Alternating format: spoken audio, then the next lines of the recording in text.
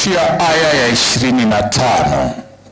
Nitarudia aya ya 24 na 25, maana kutokea hapo ndipo tutaruka kwenda sehemu nyingine. Lakini kabla ya kusema, nikumbushe mambo machache. Unabii una tabia ya kurudia kile kilichoelezwa hapo awali na kuongezea taarifa nyingine za ziada. Kwa kupitia Danieli sura ya 2 tuliona ufalme wa kwanza ulikuwa unafananishwa na dhahabu ambayo ilikuwa ni ufalme wa Babeli. Ufalme wa pili wa fedha ukawa ni ufalme wa Medi na Wajemi, na hili tulilijua katika Danieli sura ya 8 aya ya 20 na 21. Bwana Yesu asifiwe. Ambapo katika sura ya 7 wanyama hawa wanne ambao wanatajwa wanafananishwa na falme hizi 4 zilizotajwa katika Danieli sura ya 2 kwa aina ya vito vya vyuma. Sura ya 7 wanatajwa ni wanyama, ambapo simba analingana na dhahabu, dubu analingana na fedha, lakini hatajwi kwamba ni mfalme gani katika sura ya 7. Chui analingana na shaba, alafu chuma analingana na mnyama mmoja wa ajabu katika sura ya 7 ambaye ana meno ya chuma hata hana jina la kueleweka. Lakini udongo na chuma zilizochanganyika kule chini miguuni, unaona ni chuma kilitoka moja kwa moja kikaenda kikawa chuma kimechanganyika na udongo. Na katika yule mnyama wa Danieli sura ya 7 anaonekana ni mnyama wa ajabu, lakini baadaye anaona pembe 10 juu ya kichwa cha yule mnyama. Bwana Yesu asifiwe. Baada ya hapo tukaona ya kwamba zile pembe 10, 3 zikaongolewa, alafu ikainuka pembe moja yenye macho na kinywa lakini haina masikio, alafu hiyo pembe ikanena maneno makuu kinyume chake aliye juu, yaani kinyume chake Mungu mwenye enzi. Bwana Yesu asifiwe. Sasa kupitia Danieli sura ya 7 na ya 8, kimsingi kupitia sura ya 8 sasa ndipo tunakuja kugundua, ambapo sura ya 8 ukienda kusoma utaona ni wanyama wawili wanaonekana. Yuko mwana-kondoo au kondoo dume mwenye pembe 2, na yuko mbuzi ambaye ana pembe moja, na huyu mbuzi alionekana anatembea juu ya hewa kwa kasi ya ajabu. Na hivyo Danieli 8:20 na 21 ndipo anasema huyo mbuzi 21 anasema huyo mbuzi ni utawala wa Uyunani, lakini huyo kondoo ni utawala wa Medi na Wajemi. Kwa maana hiyo kupitia Danieli 2:7 na 8 tukizijumlisha kwa pamoja tunagundua utawala wa kwanza ni Babeli, utawala uliofuatia ni utawala wa Wamedi na Wajemi, utawala uliofuatia ukawa ni utawala wa Uyunani, na kisha ukaja utawala wa Rumi. Bwana Yesu asifiwe. Na sasa haya tunayoyasema ambayo yameandikwa kwenye Biblia miaka 600 kabla ya kuja kwa Yesu, historia ya dunia hii inayathibitisha ndivyo yalivyotokea. Hiyo inatuthibitishia Biblia ni kitabu cha kuaminika. Bwana Yesu asifiwe. Lakini zaidi ya hapo kuna kitu kingine cha ziada. Unaona kwenye miguu ya chuma ilitoka chuma moja kwa moja, na kisha kule chini kwenye unyayo ndipo ikaonekana imechanganyika na udongo. Na kwenye ule mnyama wa 4 alianza kumwona mnyama wa ajabu, lakini kisha akaenda akaongelea pembe ambazo nazo ni falme 10, zikachoka 3, alafu ikainuka nyingine 1.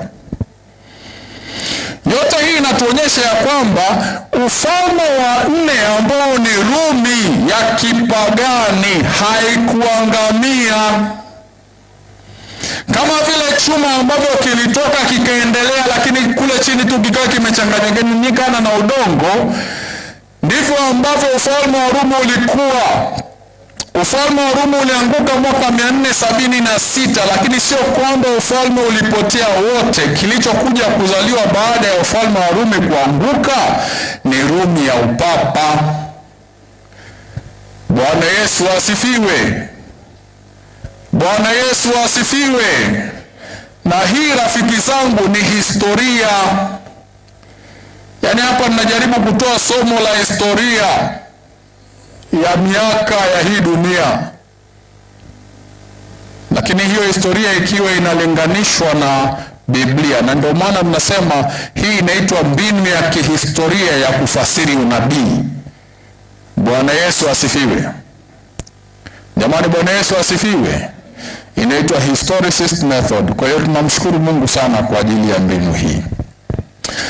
Daniel sura ya 7 aya 24 na 25 inasema hivi: na habari za zile pembe 10, katika ufalme huo wataondoka wafalme 10, na mwingine ataondoka baada ya hao, naye atakuwa mbali na hao wa kwanza, yani huyo atakayeinuka baada ya hao 10 wa kwanza, naye atawashusha wafalme watatu. 25, naye atanena maneno kinyume chake aliye juu, naye atawadhoofisha watakatifu wake aliye juu, naye ataazimu kubadili majira na sheria, nao watatiwa mikononi mwake kwa wakati na nyakati 2.5 wakati. Bwana Yesu asifiwe. Sasa kutokea hapo tunaona kuna ufalme umeinuka, una macho ni pembe. Ufalme una macho, hauna masikio, una kinywa, unanena maneno ya makufuru, na kisha una uwezo hata nao watatiwa mikononi mwake kwa wakati, na ataazimu kubadili majira na sheria, lakini atawadhoofisha watakatifu kwa wakati na nyakati 2.5 wakati. Sasa cha ajabu ni kwamba Danieli aliandika haya miaka 2000, miaka 600 kabla ya kuzaliwa kwa Yesu hapa duniani, au kabla ya kuja kwa Yesu hapa duniani. Lakini kitu hicho Yohana, ambaye aliishi kipindi cha Yesu sasa katika mwaka wa 65 mpaka 68 baada ya Kristo, akiwa katika kisiwa cha Patmo, anaandika kitu kama hicho. Katika Ufunuo sura ya 12, ambayo ni sura inaonyesha habari ya pambano lililoanzia mbinguni na linamfunua Lucifer kama mmoja ambaye ndio yuko nyuma ya pambano hilo, akidanganya na hata kuangusha theluthi ya malaika kutoka mbinguni. Aya ya 6 inasema hivi, sura ya 12: yule mwanamke akakimbilia nyikani, mwanamke ambaye ni kanisa maana yake kulingana na lugha ya Biblia, ambapo ana mahali palipotengenezwa na Mungu ili wamlishe huko muda wa siku 1260. Siku 1200 na... Jamani, tuko pamoja au baridi imekuwa kali? Bwana Yesu asifiwe. Na pia katika hiyo sura ya 12 aya ya 14 anasema hivi: mwanamke yule akapewa mabawa mawili ya tai, yule mkubwa, ili aruke aende zake nyikani hata mahali pake hapo alishwapo kwa wakati na nyakati na nusu ya wakati, mbali na nyoka huyo, katika Ufunuo sura ya 12 aya ya 14. Yaani nataka kuhakikishia kwamba kinachosemwa hapa ni kitu kimoja na tutakwenda kukiona. Bwana Yesu asifiwe. Maana tumeona kwenye Danieli anasema nyakati 2.5 wakati. Ufunuo sura ya 12 anasema aya ya 6 siku 1260. Lakini hapa katika Ufunuo sura ya 12 aya ya 14 anasema ni nyakati, maana yake wingi, 2.5 wakati, alafu na wakati, kwa wakati na nyakati na nusu wakati. Sasa kwa lugha ya Biblia wakati maana yake ni mwaka. Bwana Yesu asifiwe. Hebu mwambie jirani yako, kwa lugha ya Biblia wakati maana yake ni mwaka. Nitaenda mpaka Ufunuo sura ya 13 tena aya ya 5 hadi ya 7, anarudia kile kilichosemwa kwenye Danieli sura ya 7. Naye akapewa kinywa cha kunena maneno makuu. Sasa kabla sijasoma niseme hivi, sura ya 12 inaonyesha ni shetani anapambana na kanisa, na kanisa likachukuliwa likapewa mabawa likaenda kukaa nyikani mahali fulani, lilishwe huko kwa wakati, nyakati 2.5 wakati. Bwana Yesu asifiwe. Sasa sura ya 13 aya ya 5 hadi ya 7, ambapo nitamruhusu mtumishi wa Mungu ataenda kusoma sura ya 13 muda si mrefu, anasema naye akapewa kinywa cha kunena maneno makuu ya makufuru, akapewa uwezo wa kufanya kazi yake miezi 42. Akafunua kinywa chake amtukane Mungu na kulitukana jina lake na maskani yake, nao wakao mbinguni. Tena akapewa kufanya vita na watakatifu na kuwashinda. Akapewa uwezo juu ya kila kabila na jamaa na lugha na taifa. Hiyo ni 13 aya ya 5 hadi ya 7. Sasa nitarudia kusoma Danieli sura ya 7 aya 25 uweze kuona pia. Naye atanena maneno kinyume chake aliye juu, naye atawadhoofisha watakatifu wake aliye juu, naye ataazimu kubadili majira na sheria, nao watatiwa mikononi mwake kwa wakati na nyakati 2.5 wakati. Nitaenda mpaka Ufunuo 13 tena aya 5 mpaka ya 7. Naye akapewa kinywa cha kunena maneno makuu ya makufuru kinyume chake aliye juu, akapewa uwezo wa kufanya kazi yake miezi 42.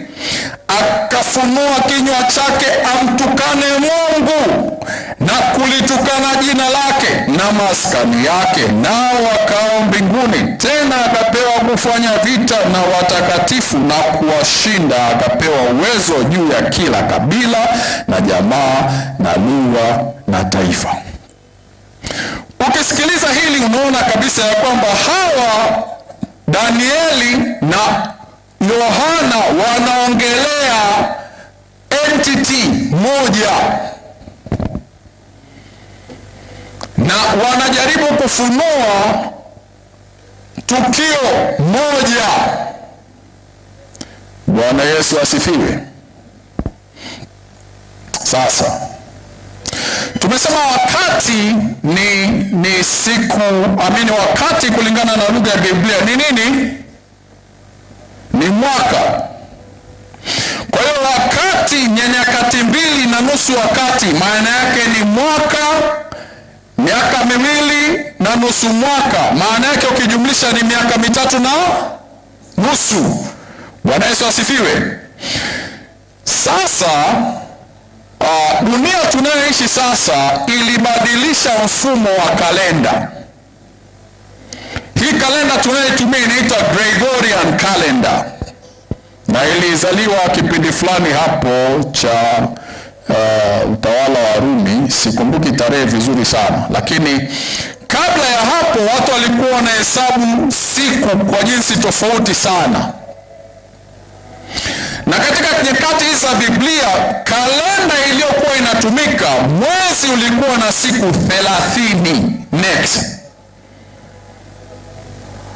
Bwana Yesu asifiwe. Sasa hivi sisi tuna kasumba ya Gregorian calendar. Kuna miezi ina 31 kama huu, si ndio? Kuna miezi ina 30, kuna miezi ina 28, si ndio? 29, na ndio kuna siku anasema mwaka una siku 365 na nusu. Sasa hiyo nusu utaitafuta uione. Yaani hiyo nusu, na wote tumekubali mwaka una siku ngapi? 365 na nusu. Hiyo nusu tutaionaga siku gani? Ila basi tukubaliane na hali halisi. Bwana Yesu asifiwe. Sasa kinachokuja kushangaza ni kwamba Biblia yenyewe inasema mwaka una siku 360, kwa sababu ukishukua 2000 ukishukua siku 30 za mwezi ukijumlisha mara 12 unapata ngapi? 360. Bwana Yesu asifiwe.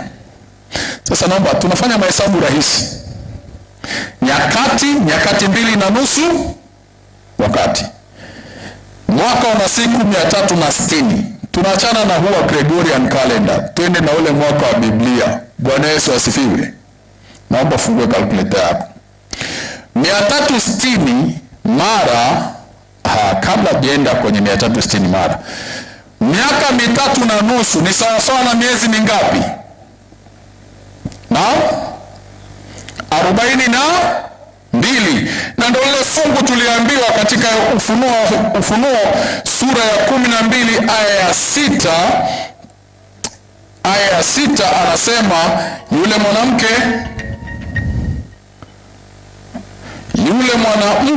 akakimbilia nyikani ambapo ana mahali alipotengenezewa na Mungu ili wamlishe huko muda wa siku 1260.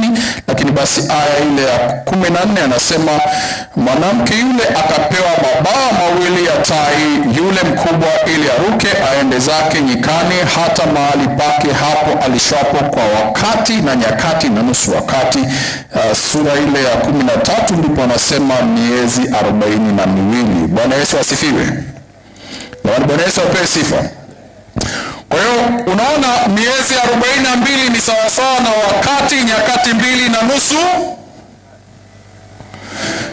Haya, chukua sasa miezi 42, maana kila mwezi una siku 30, si ndio? Zidisha mara 30.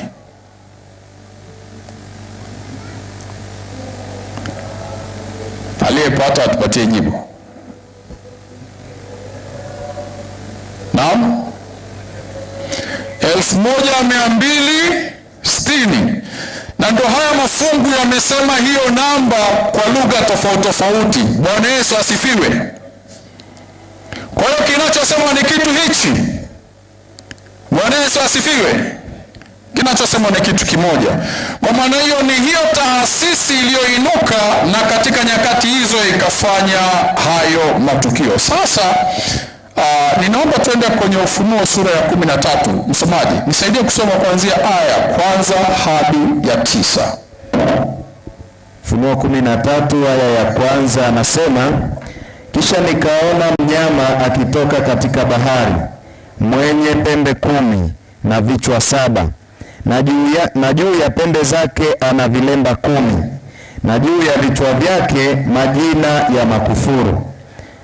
Na yule mnyama niliyemwona alikuwa sikiliza kwa makini. Huyu mnyama anaonekana ana mfano wa chui, kama chui, na miguu yake ilikuwa kama miguu ya dubu. Miguu yake kama ya dubu, na kinywa chake kama kinywa cha simba. Kinywa kama cha simba. Yule joka akampa nguvu zake. Sasa kabla hujaenda mbali, huyu sio mnyama wa kueleweka, si ndio? Ndio. Maana mwili wa chui, miguu ya dubu, kinywa cha simba, alafu joka akampa nguvu zake. Sasa kabla hujaendelea na joka, naomba niwakumbushe kwamba katika Danieli sura ya 7 walionekana wanyama wangapi? 4. Wangapi? 4.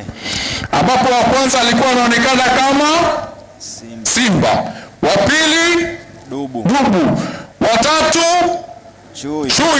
Kwa maana hiyo mnyama anayekuja kuonekana sura ya 13 amebeba tabia za wanyama wale wote ambao aliwaona Danieli sura ya 7.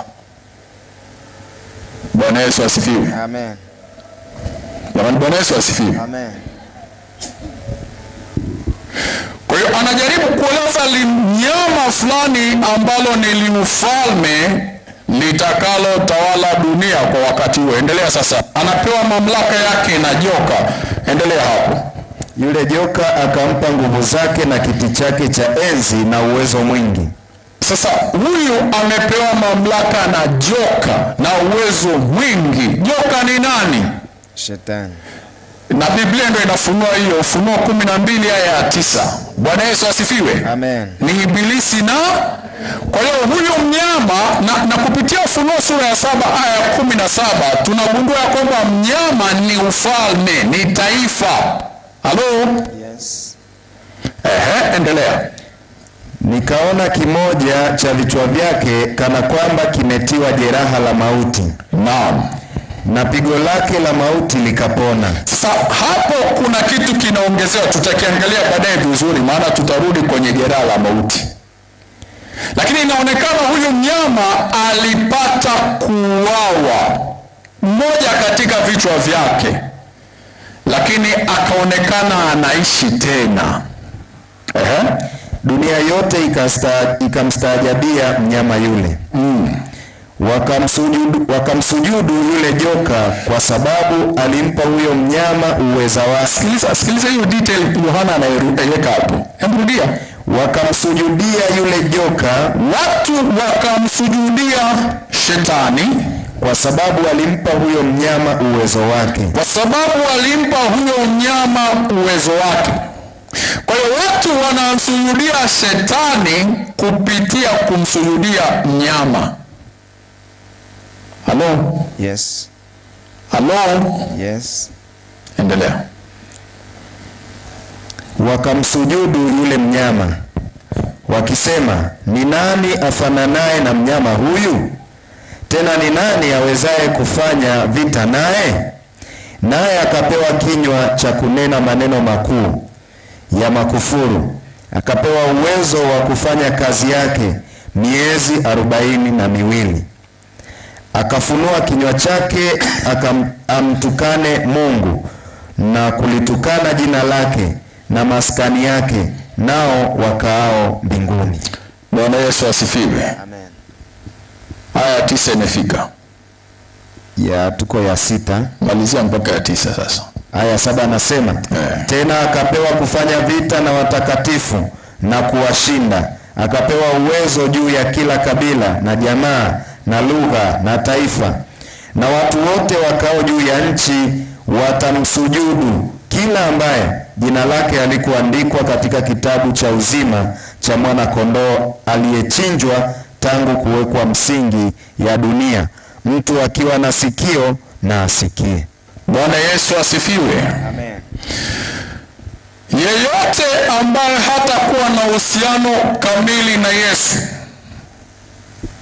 atamsujudia huyo mnyama, na alimsujudia. Na kumsujudia haina maana ya kuinama tu hivi, ina maana ya kutawala ufalme wako, ufahamu wako, kiasi ya kwamba ufanye kitu kinyume na vile anavyotaka. Halo? Sasa historia inathibitisha kuwa mwaka 538 baada ya Kristo ndipo upapa ulikuwa kufikia mamlaka yake kuu katika empire ya Rumi. Yaani Rumi, tumeona katika historia, Rumi ya kipagani ilianguka mwaka 576. Ndipo Rumi ilianguka. Wanaita the fall of Roman Empire, 476 baada ya Kristo. Baada ya hapo, sio kwamba kuna ufalme mwingine uliinuka. Kulikuwa na vurugu nyingi hapo katikati maana wakati ufalme umeanguka huu kulikuwa na mataifa 10 ambayo tuliyataja majina hapa, lakini leo nitakutajia majina machache ambayo hayakuwepo. Sasa kwanza, siku hizi 1260 ambazo tumezipata kama miaka miwili na nusu mwaka, ambao ni miaka 3 na nusu, nyakati 2 na nusu nyakati wakati, alafu na miezi 42 ambao ni siku 1260. Kupitia maandiko matakatifu yenyewe yanatupa kanuni ya kuweza kujua hizi ni siku au ni nini, tuzihesabu vipi. Kwa hiyo katika maandiko matakatifu tunajifunza katika mbinu hii ya kihistoria ya kwamba kulingana na Ezekieli 4 aya 6 pamoja na Hesabu 14 aya 34, ambayo Hesabu 14:34 Israeli walilalamika na kunung'unika, wameambiwa na Mungu, nendeni mkaingie kwenye ile nchi mitawale. Wakaanza kulalamika baada ya zile taarifa mbaya za wale waliokosa imani, wale wapelelezi 10 mbele ya Caleb na Joshua na Musa na Haruni, na wakataka kuwapiga mawe hao waaminifu waliokuwa wanaamini Mungu atawapatia nchi. Kwa hiyo Mungu akasema katika aya 34, sasa mmekaa hapa siku 40 na mmelalamika, badala yake mmeshindwa kuniamini. Sasa kitakachotokea, siku moja itakuwa sawasawa na mwaka mmoja. Sasa kwa sababu mmeshindwa kuimiliki nchi katika siku 40, mtakaa nyikani miaka 40 mpaka mfe wote. Halo? Na katika Ezekiel 4 aya 6 ni Ezekiel aliambiwa na Mungu alale mahali fulani, na siku moja itakaa kama mfano wa mwaka mmoja, maana taifa litaingia katika hiyo shida. Bwana Yesu asifiwe. Sasa haya ni mambo ya kihistoria naenda kuyasoma hapa. Mwaka wa 533 baada ya Rumi kuanguka mwaka 476, kulikuwa na vurugu zinaendelea. Mwaka wa 533 Mfalme Justinian aliyetawala huko, makao yake makuu yakiwa Konstantinople, mahali ambapo Konstantinople ni mji ambao ulikuja kujengwa baadaye na mtu anaitwa Constantine the Great mwaka 300. Sasa Justinian alitangaza, aliyekuwa huko makao makuu aliishi Konstantinople, alitangaza kuwa bishop aliyekuwa Roma ndiye bishop mkuu wa kanisa la ulimwengu wote. Kwa mwaka 533 huyu Justinian alitangaza hivyo kwamba sasa yule bishop ambaye yuko Rumi, maana makao makuu ya Rumi yalikuwaga yote yako Konstantini, yako Rumi, lakini Konstantini alipojenga ili jiji la Konstantinople ambalo leo hii ni Istanbul ya Uturuki, makao makuu ya mfalme yakahamia Konstantinople. Sasa alipohamia Konstantinople, Rumi wakamwacha bishop ndawe yuko pale. Walisema Rumi ni mji wa ibada hivyo na kadhalika, japo ilikuwa na miungu mingi na ibada nyingi za sanamu na kadhalika. Lakini baada ya hapo mwaka 533 ndipo Justinian aliyekuwa madarakani akatangaza ya kwamba yule bishop aliyeko Rumi awe mkuu wa kanisa la ulimwengu. Mpaka hapo tuko pamoja? Kama tuko pamoja, naomba upunge mkono. Asante sana. Sasa alipotangaza mwaka huu 533, kulikuwa na makabila 3 ambayo hayakutaka kabisa hicho kitu kiwepo. Kulikuwa na kabila linaloitwa Heruli, Ostrogoth na Vandals. Walikuwa kizuizi kikubwa kabisa juu ya jambo hilo. Bwana Yesu asifiwe.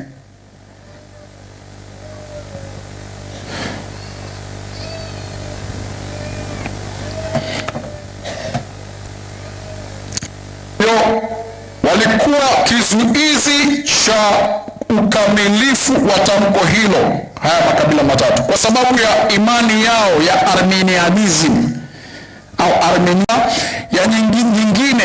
Mpaka mwaka 538 haya makabila yakatoweka kabisa.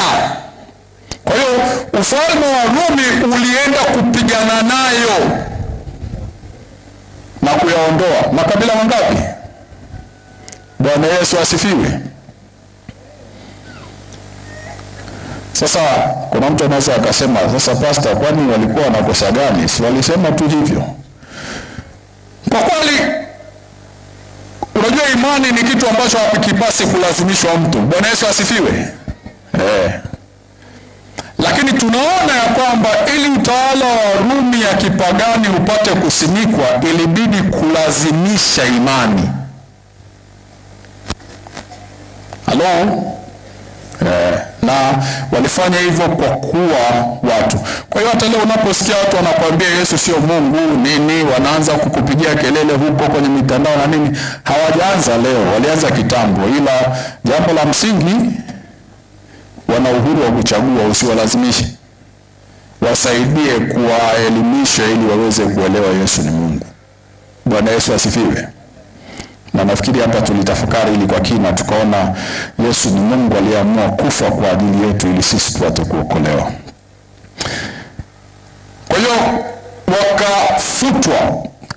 Upapa ukawa na mamlaka kamili mwaka wa 538. Bwana Yesu asifiwe. Na ulitawala dunia mpaka mwaka 1798 ambapo mapinduzi ya Ufaransa yalipotokea. Na sababu kubwa ya mapinduzi hayo ya Ufaransa yalikuwa ni watu walichoshwa na unafiki wa kidini, huku raia na masikini wakiwa hawajaliwi na wananyonywa. Na hivyo watu walikataa dini kabisa, na ndipo upagani na Uislamu ulipoimarika katika mapinduzi hayo ya Ufaransa.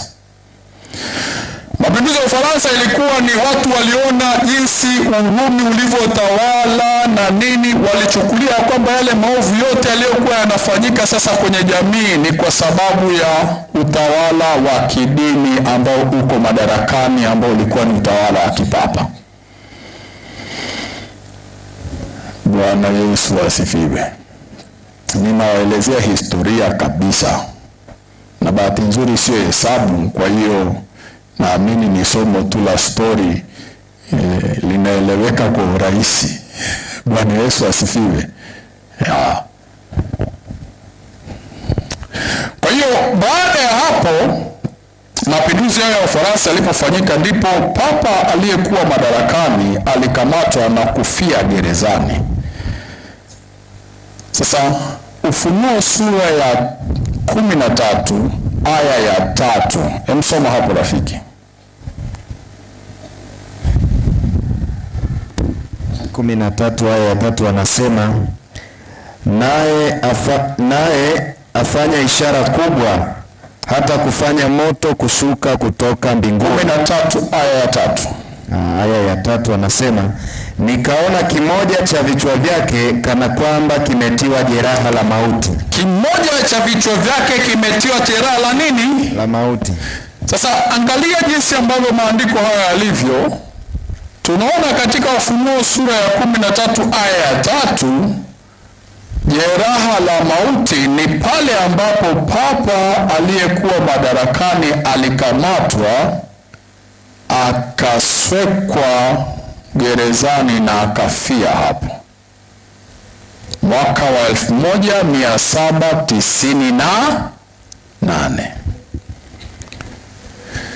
Sasa chukua 1798, wale wenye calculator tusaidiane chap chap. 1798 utoe 538, unapata ngapi? 1260.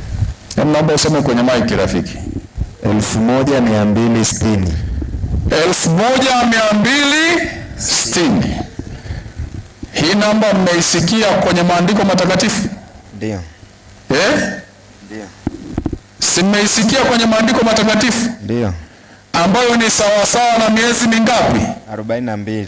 Ambayo ni sawasawa na nyakati 2 wakati na nusu wakati, ambayo ni sawasawa na miaka 3 na nusu. Bwana Yesu asifiwe. Amen. Kwa hiyo hicho kipindi ni kipindi cha giza ambacho Urumi wa kipapa ulitawala dunia kwa mkono wa chuma na kwa kulazimisha dhamira za wanadamu. Jamani, hii ni historia. Mimi sisemi kanisa la mtu hapa vibaya, kwa hiyo msije mkani sema mchungaji na kadhalika. Haya ni maandiko matakatifu, na kupitia mbinu ya kihistoria tunafasiri maandiko matakatifu. Bwana Yesu asifiwe. Amen. Sasa baada ya hapa, Ufunuo sura ya 11, sura ya 13, aya 11 hadi ya 18, msomaji. 13 aya ya 11 anasema, kisha nikaona mnyama mwingine akipanda juu kutoka katika nchi. Sasa huyo mnyama wa kwanza ambaye tumeona alitokea baharini, ambaye bahari kwa lugha ya Biblia ukisoma Ufunuo sura ya 17 aya ya 5 maana yake ni watu wengi. Huyu wa pili anaonekana anatoka kwenye nchi, maana yake anatoka kwenye kipande fulani tu cha dunia. Bwana Yesu asifiwe. Amen. Naye alikuwa na pembe mbili, mfano wa mwana kondoo. Yaani haikutosha tu kuishia kwenye kusema pembe mbili, anaongezea mfano wa mwana kondoo. Yaani anasema hili ni taifa. Ukumbuke Ufunuo 7, Danieli 7 aya ya 17 inasema hawa wanyama ni wafalme ambao ni synonymous na ufalme au taifa au nchi. Bwana Yesu asifiwe. Amen. Yaani ni sawa sawa na nchi, taifa au ufalme. Kwa maana hiyo hapa anasema kuna ufalme mwingine, kuna nchi nyingine ikainuka. Wakati hii ya kwanza ya mnyama amepata jeraha la mauti inaanguka, huyu anainuka. Alafu anaonekana ana pembe mbili mfano wa mwana kondoo. Mwana kondoo kwenye lugha ya Biblia ni alama ya Yesu Kristo. Halo? Yes. Kwa hiyo kuinuka kwa ufalme au ufalme ambao unaonekana kama mwana kondoo, Biblia inatanabaisha ya kwamba huu ufalme utajionyesha kana kwamba una maadili ya Kikristo. Una maadili ya Kristo. Naomba nisikilize kwa makini. Najua kuna kipindi inawezekana kuna watu walioambia ni siasa za Marekani, Democrat, Republic, lakini hapa anatambulishwa kama ni mwenye maadili ya Kikristo. Bwana Yesu asifiwe. Amen. Ambayo kimsingi taifa la Marekani linajisifu kwa hilo, si ndio? Haya, lakini akanena kama joka. Naye atumia uwezo wote wa mnyama yule wa kwanza mbele yake. Huyu anatumia uwezo wa mnyama wa kwanza, mnyama wa kwanza ambaye ni upapa. Halo? Yes. Nataka nikwambie Marekani anatembelea uwezo wote wa mnyama wa kwanza ambaye ni upapa. Sasa uwezo huo ni nini?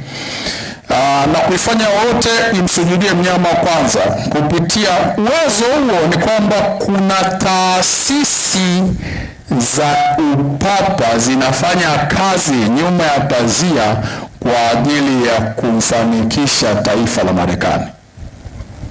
Na hapa ndio watu hawaelewi, lakini Biblia imekwisha kutuonya. Anatumia uwezo wote wa mnyama wa Ujue uwezo wote wa mnyama wa kwanza. Mnyama wa kwanza alipewa mamlaka na nani? Na joka. Joka, ambaye joka ni nani? Shetani. Halo? Yes. Sasa huyu wa pili anatumia uwezo wote wa mnyama ule wa ngapi? Wa kwanza. Kimsingi kwa lugha rahisi, ili tuweze kuelewana, niweze kukimbia na muda, ni hivi. Huyu mnyama, hili taifa la Marekani linatumia mamlaka na taasisi zilizo chini ya upapa kwa ajili ya kufanya upapa abudiwe. Na moja ya taasisi hizo ni Jesuits. Hello? Yes. Sasa kama hujawahi kufanya tafiti, nenda kafanye tafiti, utaona ya kwamba Jesuits ndio wanaongoza na wanazirana taasisi zote za jamii za siri, secret societies. Yaani jamii zote za siri, walioko nyuma ya pazia wanaoziongoza. Unasikia Freemason, unasikia Illuminati, unasikia nani, wanaoziongoza nyuma ni watu wanaitwa Jesuits. Biblia inatuambia, hebu rudi hilo fungu rafiki.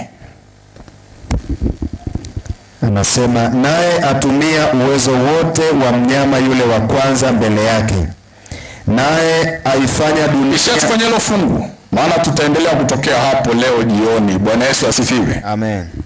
Anatumia uwezo wote wa mnyama yule. Na nataka nikwambie, unaposikia Freemason, unaposikia Illuminati, unaposikia nini, hizo taasisi zinaongozwa na watu wanaitwa Jesuit, na wanaitumia hizo taasisi ili ziweze kufanikisha mambo ni taifa la Marekani. Na ndio maana yeyote ambaye anaingia kwenye vita na Marekani atashindwa, kwa sababu Jesuit wako kila kona, kila kona, hawaepukiki. Yaani hao hawaepukiki, wako kila kona. Na nia na madhumuni haya yanaandikwa sio ili kututisha, isipokuwa tuyaonapo hayo changamkeni, viinueni vichwa vyenu juu, maana ukombozi wenu umekaribia. Mungu awabariki sana.